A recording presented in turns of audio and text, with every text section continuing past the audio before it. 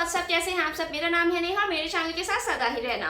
Guys finally congratulations to BJP party जीतने के लिए। बट इस बार सच में मतलब कांटे की टक्कर रही है, भयंकर। मतलब मेरे को तो टेंशन ही हो रही थी, पता नहीं बीजेपी जीतेगी कि नहीं जीतेगी। बहुत ही टेरिफिक सा था, मैं तो डर ही गई थी। और आरजे रौनक ने वीडियो बनाई है इलेक्शन रिजल्ट्स के ऊपर, जिसका टॉपिक है लोकसभा इलेक्शन रिजल्ट्स। देखते हैं आरजे रौनक का क्या व्यू है और फिर हम करेंगे बात। अगर आप चैनल पे नए हैं तो चैनल को सब्सक्राइब जरूर कर लीजिएगा। तो चलो वीडियो स्टार्ट करते हैं। तो भाई लोगों, जान बची और लाखों पाए। 400 पार वाले 300 तक भी नहीं पहुंच पाए। जी हाँ, सारे एग्जिट पोल के रुझानों को झूठा साबित करते हुए ऐसा इलेक्शन रिजल्ट आया है जिसकी किसी ने उम्मीद नहीं की थी। दिन रात 400 पार की कस्में खाने वाली बीजेपी 250 सीटों तक भी नहीं पहुंच पाई। जैसे तैसे एनडीए 290 को पार कर पाया है। इंडी गठबंधन उस नालायक बच्चे की तरह निकला जिसके पास होने की उम्मीद किसी को भी नहीं थी और वो 10वीं में 70% ले आया। वाह क्या सीन है। चुनावी रिजल्ट आते ही ऐसे ऐसे कांग्रेसी नेता बाइट देने टीवी पर आ गए जिनके बारे में बहुत सारे लोगों को लग रहा था कि शायद वो कोरोना की दूसरी वेव में निकल तो नहीं लिए। 100 सीटें जीतकर कुछ कांग्रेसी नेता तो इतने ज्यादा जोश में आ गए कि वो देश को ये बताने लगे कि सरकार बनने के बाद वो क्या क्या करेंगे। फिर किसी ने उनके मुंह पर ठंडा पानी मारकर उनसे बोला कि अरे ओ चचा, अरे ओ 100 सीट वाले चचा, तुम्हारी सीटें बढ़ी हैं मगर बैठना तुम्हें विपक्ष में ही है। मगर जो नतीजे आए हैं उससे बीजेपी वाले अभी तक कांप रहे हैं। उन्हें समझ नहीं आ रहा कि जिस उत्तर प्रदेश में वो 70 सीटें लाने की सोच रहे थे, वहां वो 35 पर ही कैसे अटक गए। उन्हें पता नहीं है कि जिस बंगाल में वो 25 से 30 सीटें लाने का दावा कर रहे थे, वो 15 सीटों में वहां कैसे अटक गए। किसी को समझ में नहीं आ रहा है कि आखिर राजस्थान और हरियाणा में क्लीन स्वीप का सपना देख रही बीजेपी वहां आखिर क्लीन बोल्ड कैसे हो गई। तो भाई लोग, आज के इस फनतंत्र में हम इलेक्शन रिजल्ट के एक एक पहलू पर अपना 2 कौड़ी का ज्ञान देंगे और आपको बताएंगे कि आखिर बीजेपी की कुंडली में वो कौन सा राहु बैठा है जिसके चलते वो पिछली बार से इतना नीचे गिर गई। हम आपको यह भी समझाएंगे कि पिछली बार से डबल सीटें करने के बावजूद क्यों कांग्रेस के लिए अभी भी दिल्ली बहुत दूर है। तो आइए, युगों युगों से चली आ रही हमारी परंपरा का निर्वाह करते हुए पहले केजरीवाल जी से परमिशन लेते हैं, फिर शुरू करते हैं। सर, इजाजत तो है? करो ना भाई, ये भी परेशान हो गए, हम भी परेशान हो गए, करो फिर।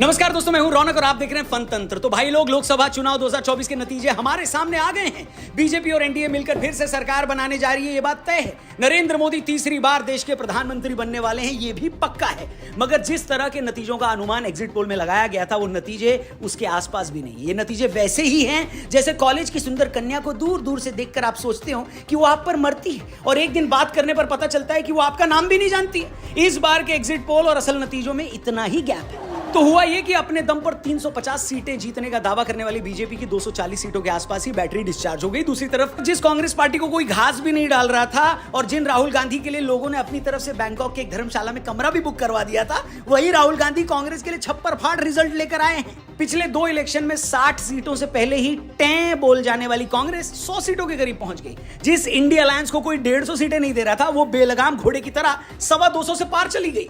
शाम होते होते बीजेपी को यह समझ में आ गया कि अगर यूपी की तरह 1-2 स्टेट में और गड़बड़ हो गई होती तो 400 सीटें आना तो दूर, खाने के बाद डकार आना भी मुश्किल हो जाता।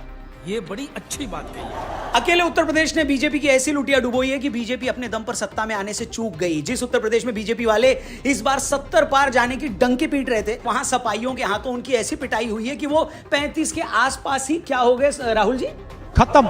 वो तो भला हो उड़ीसा जैसे स्टेट का, जहां पर बीजेपी पहले से 8-10 सीटें ज्यादा ले आई। वो तो भला हो एमपी और गुजरात का, जहां बीजेपी क्लीन स्वीप कर गई। वरना तो यूपी से लेकर महाराष्ट्र तक और राजस्थान से लेकर बंगाल तक जनता ने उससे जो बेवफाई दिखाई है, उसमें उसकी सरकार भी जा सकती थी। तो इससे पहले कि हम डिटेल में जाएं कि आखिर बीजेपी से कहां चूक हुई जो इस बार उसे इतना नुकसान उठाना पड़ा और इस जीत में भी इंडी गठबंधन के लिए क्या सबक छिपे हैं, उससे पहले आपकी थोड़ी कमाई करवा दें। क्या है ना कि हर इंसान का अपना खुद का ओपिनियन होता है, अपनी खुद की राय होती है। बस अपनी राय यहां वहां वेस्ट मत करिए। प्रोबो पर हाँ या ना में ओपिनियन देकर लाखों रुपए जीत सकते हैं आप। डिस्क्रिप्शन में प्रोबो ऐप का लिंक दिया, उस पर क्लिक करके डाउनलोड करके मेरा कूपन कोड लगाइए, 500 रुपए तक का वेलकम बोनस मिलेगा और कई सारे सवाल। सिर्फ हाँ या ना में आपको प्रोबो पर अपना ओपिनियन देना। जैसे एक सवाल मिलेगा कि वर्ल्ड कप चल रहा है, क्या 5 जून को इंडिया आयरलैंड के सामने जीतेगी, यस या नो? क्या 8 जून को न्यूजीलैंड अफगानिस्तान से जीतेगी, यस या नो? ऐसे आसान से सवालों के जवाब देकर जीतिए लाखों रुपए मर्सिडीज और महिंद्रा थार, और जीतने के बाद उसे आसानी से विड्रॉ भी कर सकते हो। और क्या लोगे मेरे यार, जल्दी से प्रोबो डाउनलोड करो, डिस्क्रिप्शन में लिंक दिया, वीडियो में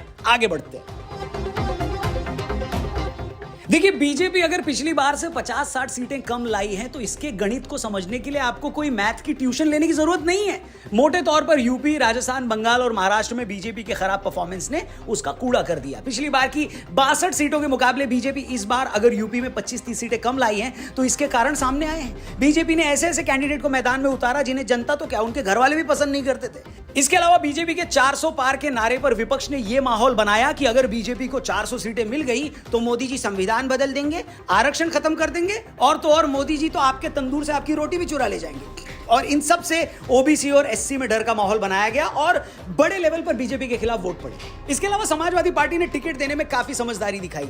मायावती ने ऐसे कैंडिडेट्स उतारे जिन्होंने आखिर में बीजेपी के ही वोट काटे। साथ ही पेपर लीक और अग्निवीर जैसी योजनाओं से भी जो यंगस्टर्स थे वो बीजेपी से नाराज दिखाई दिए। इसी तरह राजस्थान में भी बीजेपी ने जहां पिछली बार 25 में 25 सीटें जीती थी, इस बार वो सिर्फ 14 सीटें जीत पाई।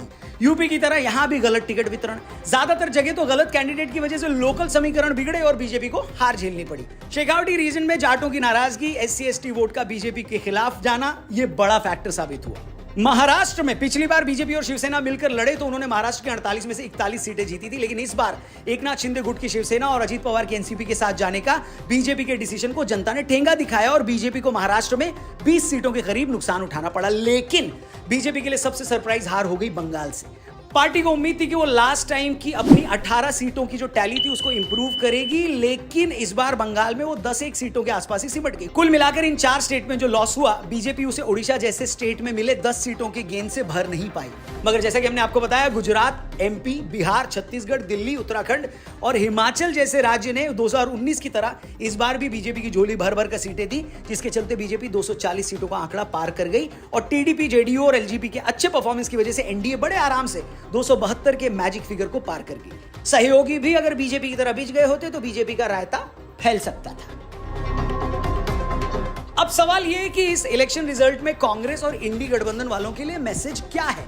अब आप इसको ना 2 तरीके से देख सकते हो। देखने का नजरिया एक ये है कि जो कांग्रेस पार्टी पिछली बार 55 सीटों के आसपास जीती थी, इस बार वो 100 को टच कर गई। आखिरी बार कांग्रेस ने जब 100 सीटें जीती थी तब ऋषभ पंत पापा की साइकिल पर बैठकर स्कूल जाते थे और अमूल का 1 लीटर दूध 10 रुपए का आया करता था उस टाइम। इसलिए उनका खुश होना तो बनता है। जो यूपीए पिछली बार 130 सीटें जीत पाई थी, अगर इस बार वो 230 सीटें जीत गई है तो उनका तो भैया कांच पर नाचना बनता है। मगर अब मैं जो कहने वाला हूं वो बीजेपी और कांग्रेस दोनों के सपोर्टर्स एकदम ध्यान से सुनेगा, ठीक है।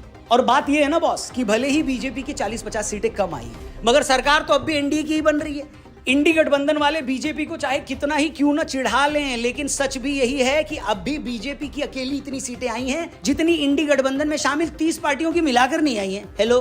तीसरी बात यह है कि जब भी कोई पार्टी 10 साल से रूल कर रही हो तो उसके खिलाफ एक जायज एंटी इनकम्बेंसी होती है। अब उस एंटी इनकम्बेंसी के बावजूद अगर भारतीय जनता पार्टी तीसरी बार सरकार बना रही है तो क्या यह कम बड़ी बात है? बात तो सही है। मुझे याद है 2009 में 5 साल राज करने के बाद जब कांग्रेस की 206 सीटें आई थी तो इसे उसके काम पर जनता की मुहर बताया गया था।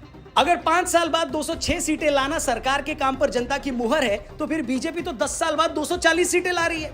वहीं कांग्रेस ने जब 10 साल राज किया तो उसके बाद 2014 में उसकी टोटल सीटें 44 थी, यानी कि आज की बीजेपी से 200 सीटें कम।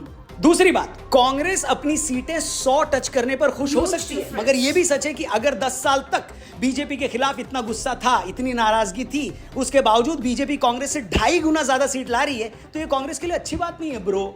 एंटी इनकम्बेंसी का फायदा तो कांग्रेस को उठाना चाहिए था। तीसरी बात, जब कोई पार्टी लगातार चुनाव जीतती है तो बीच में एक आध बार ऐसा होता भी है कि उसकी कुछ सीटें कम हो जाएं। जैसे बीजेपी गुजरात में पिछले 35 साल से चुनाव जीत रही थी, मगर 2017 के विधानसभा चुनाव में जब उसकी 99 सीटें आई तो उसके विरोधियों ने कहा कि देखो बीजेपी गुजरात में खत्म होने वाली है। मगर हुआ क्या? 2022 के इलेक्शन में बीजेपी को 156 सीटें आई और कांग्रेस का सुपड़ा साफ हो गया। बोले तो कांग्रेस क्या हो गई राहुल जी? खत्म। ये उसी तरह है जैसे क्रिकेट के मैच में होता है। अगर आप कुछ मैच आसानी से जीतते हैं, कुछ मैच में फाइट होती है, मगर आखिर में मैटर यही करता है कि जीता कौन।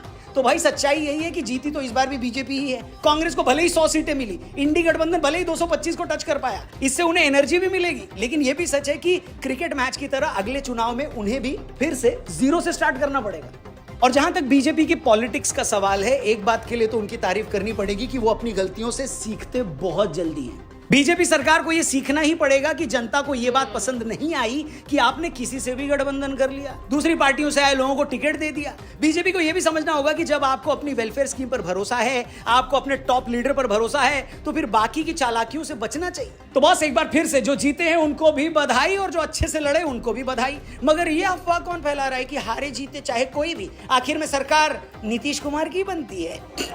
हमारा सारा विश्लेषण ठीक है, बस ये ना पता लगे कि रात को नीतीश जी की अंतरात्मा ने उन्हें कुछ और समझा दिया और सुबह झोला उठाकर वो किसी और गठबंधन में चले गए। इसलिए मेरा एनडीए और इंडी गठबंधन के नेताओं से यही अनुरोध है कि भाई बार बार नीतीश जी को फोन मत लगाओ, बात करनी है तो उनकी अंतरात्मा से बात करो, क्योंकि आखिर में सारे फैसले तो अंतरात्मा ही लेती है। हेलो, इधर हम गायब हो गए थे तभी हम फिर आपको साथ। बाकी आपके इस रिजल्ट पर क्या कहना है, क्या ओपिनियन है, कमेंट करके जरूर बताना। सो गाइस, इस बारी का तो चुनाव भाई इतना इंटरेस्टिंग रहा। सबसे पहले तो बीजेपी पार्टी को कॉन्ग्रेचुलेशंस बहुत सारा। फाइनली मतलब जो भी है आए तो मोदी ही। टक्कर की थी, पर इस टाइम कंपटीशन बहुत टक्कर का था। मुझे तो टेंशन ही हो गया था कि अगर बीजेपी नहीं आई तो क्या होगा। मतलब इस बारी ना ऐसा हुआ है कि हर कोई खुश है कि मतलब चाहे कोई हार के भी खुश है इस बारी। तो एक पार्टी इसलिए खुश है कि वो भाई फाइनली सरकार बना रही है, एक पार्टी इसलिए खुश है कि क्योंकि उन्हें 100 सीटें मिल गई हैं, एक पार्टी इसलिए खुश है क्योंकि उनको उनका समर्थन वापस मिल गया है, तो एक पार्टी इसलिए खुश है कि उन्होंने सबको दिखा दिया कि वो बॉस है। वहीं दूसरी तरफ एक पार्टी इसलिए भी खुश है कि क्योंकि उन्होंने अपने आप को फेल होने से बचा लिया। और ओवरऑल सबके ऊपर जनता इसलिए खुश है कि उन्होंने जिसको समर्थन दिया वो जीत गया। तो गाइस कहीं ना कहीं इस बारी पर ड्रामेटिक इलेक्शंस रहे, और से इम्पॉर्टेंट बात ये हो गई कि इन सब इलेक्शंस के बीच में, इन सब हार जीत के बीच में कोई भी ईवीएम मशीन को गलत नहीं बता रहा है कि उसकी गड़बड़ी की वजह से हम आज हारे हैं। मतलब सब लोग खुश हैं। इस बारी के इलेक्शंस ने सब में प्यार बरसाया है, कोई हेट नहीं, कोई किसी के लिए कोई द्वेष नहीं। सबको ये सिखा दिया कि भाई तुम्हारी क्या औकात है। मतलब जीत के भी कहीं ना कहीं उनको ये फील हो रहा है कि हम बस थोड़ा सा अगर हमें और धक्का लग जाता तो हम भी आज शायद हार जाते। मतलब दिखा दिया टाइम ने कि भाई ठीक है तुम्हें चांस मिल रहा है, लेकिन अभी भी संभल जाओ। अगर जनता के साथ नहीं चलोगे, जनता के लिए नहीं काम करोगे, तो नेक्स्ट बारी तो और मुश्किल में पड़ जाओगे। तो पर ये है कि बीजेपी की पार्टी बहुत जल्दी चीज़ें सीखती है, बहुत जल्दी इम्प्लीमेंट करती है, और I am dead sure PM Modi इस इलेक्शन से बहुत कुछ सीखे होंगे। डेफिनेटली जो उन्होंने गलतियां करी हैं इस 2024 के इलेक्शन के लिए, वो आगे 2029 के इलेक्शंस के लिए वो नहीं दोहराएंगे। इस चीज़ से तो गाइस मतलब मुझे भी बहुत शौक लगा इस सुन के कि जिसके लिए मतलब राम मंदिर बनाया गया, जिस जगह पे राम मंदिर बनाया गया, उन लोगों ने मतलब उस सरकार को ही धोखा दे दिया। कितना अनप्रेडिक्टेबल है हमारा देश, स्पेसिफिकली कहे तो हिंदू समाज। मतलब आप लोगों को अपनी ही वैल्यू नहीं है, किस बेसिस पे? मतलब वहाँ कितना क्राइम कम हो गया, कितना लोग अब अच्छा, लड़कियाँ कितनी अब फ्री फील कर रही हैं, सुरक्षित फील कर रही हैं, उसके बाद भी खुद चाहते हो क्या कि वहाँ मार धाड़े चलता रहे? इस इलेक्शन से बस यही समझ में आया है कि जनता को और पॉलिटिकल पार्टीज को समझना पड़ेगा, अक्ल लगानी पड़ेगी भाई जनता को ये समझने में कि उनके भले के लिए कौन काम कर रहा है, और पॉलिटिकल पार्टीज को ये समझना पड़ेगा कि भाई अब वो टाइम गया, अब बटरिंग वाला टाइम गया है, अब आप काम करोगे तो आप सक्सेस पाओगे। सो चलिए गाइस, आज के लिए बस इतना ही। मिलती हूँ आपसे नेक्स्ट वीडियो में। अगर आप चैनल पे नए हैं तो चैनल को सब्सक्राइब करना मत भूलिएगा, और हाँ, best of luck to BJP party. जय श्री राम।